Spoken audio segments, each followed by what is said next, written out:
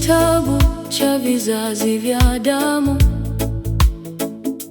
Siku ile Mungu alipoumba mtu, kwa sura ya Mungu alimfanya.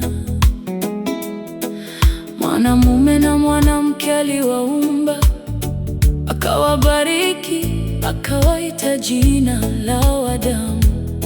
Siku ile walipoumbwa, Adamu akaishi miaka 130,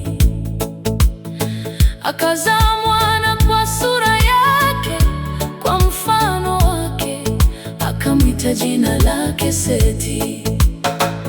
Siku za Adamu baada ya kumzaa Seti zilikuwa miaka 800, akazaa wana waume na wake.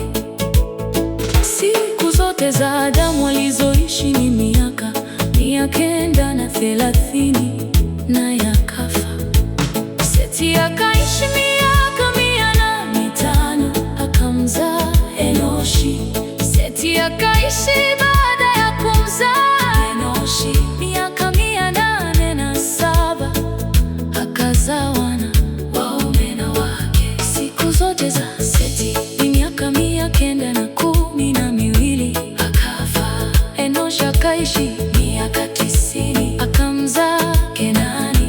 Enoshi akaishi baada ya kumzaa Kenani miaka 815, akazaa wana waume na wake. Siku zote za Enoshi ni miaka 905, akafa. Kenani akaishi miaka 70, akamzaa Mahalaleli. Kenani akaishi baada ya kumzaa Mahalaleli miaka 840, akazaa wana waume na wake. Siku zote za Kenani ni miaka 910, akafa. Mahalaleli akaishi miaka 65, akamzaa Yaredi. Mahalaleli akaishi baada ya kumzaa Yaredi miaka 830, akazaa wana waume na wake. Siku zote za Mahalaleli ni miaka 995, akafa.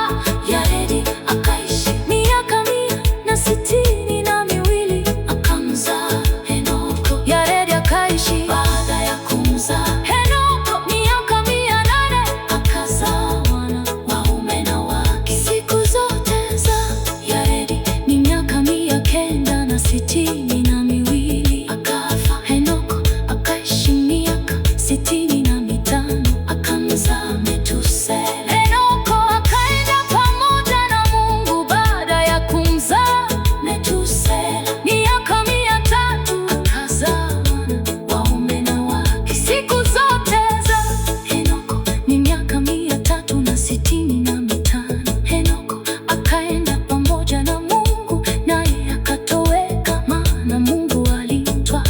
Metusela akaishi miaka 187, akamzaa Lameki. Metusela akaishi baada ya kumzaa Lameki miaka 782, akazaa wana waume na wake. Siku zote za Metusela ni miaka 969, akafa. Lameki akaishi miaka 182, akazaa mwana, akamwita jina lake Nuhu, akinena, huyu ndiye atakayetufariji kwa kazi yetu